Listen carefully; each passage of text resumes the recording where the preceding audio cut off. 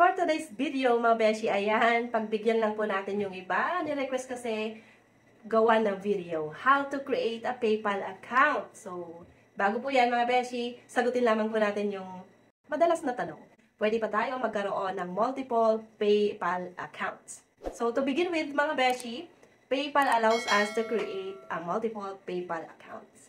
One para sa personal use, while the other is for business use. Okay, so ano ba ang pagkakaiba? Ang PayPal personal account ay best para sa mga mahilig sa online shopping. So, yung personal, ginagamit din syempre pang split ng bills, pang transfer ng money, ayan, sa GCash, sa banks, ganon. Pero hindi siya pwedeng gamitin for business. Unlike sa PayPal business accounts, from the word itself, intended talaga for business. Pwede ka dito magbenta, mag-send, mag-receive ng invoices, ayan, mag-set up ng subscription services, at magkakaroon ka syempre ng access sa mga business tools and benefits, gano'n. And kung ano syempre ang meron doon sa personal account, meron din po yan sa business account. So, ikaw na lang mamili kung ano ang best para sa'yo at kung para saan yung purpose ng pag-create mo ng account. Tandaan na ang personal PayPal account ay pwedeng i-upgrade sa business account kapag nagbago ng isip mo.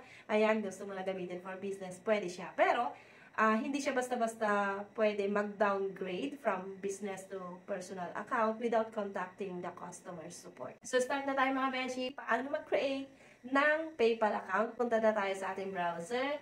Okay, so Chrome po ang gamit ko dito. Search na lamang po natin ang PayPal sign up. Mag-focus na lamang po tayo sa personal para mas mabilis. Okay, tap nyo yan. Then, dito mga beshi, maglagay na po tayo ng ating email. Okay, so Gmail. So, dapat active yan. Kasi confirm natin yan mga beshi. Next, ilagay po natin dito ang ating phone number. Dapat active yan kasi dyan isi-send ang 6 codes. Okay? Then next, mag-create tayo dito ng password. So, 8 to 20 characters yan. May guide naman kung paano mag-create. Nandyan na rin. Okay? Then next muna, of course, kailangan natin dito maglagay ng ating first name, middle name, ang ating surname. Okay? And then, address, barangay, city, zip code, province. Okay? And syempre, kailangan ibigay mo yung consent mo by checking that 2 boxes dyan. And then, agree and create account. O, di ba mga beshi, meron ka ng personal account. So, dito pwede ka na mag-send ng payment, mag-receive ng money, okay, mag-add ng card to shop. Kailangan tapusin na natin yung pag-set up. Dapat i-confirm na natin ang ating Gmail together with our phone number. Ayan, maglagay din tayo dito ng profile. Mas maganda kung i-install nyo na rin po ang PayPal para mas madaling mag-login the next time na gamitin po natin ang PayPal. Ayan, so ituloy nyo na lang mga beshi, and pwede na rin po kayo dito mag-link ng inyong cards like credit, debit card. Ang inyong GCash, pwede nyo na rin po dyan i-link. Okay, so ito po yung next na tanong, paano daw ba mag-convert? Okay, so i-check nyo na lang mga beshi, huwag nyo nang questionin, poor ang beshi, wala na siyang laman, walang magre-reflect dyan.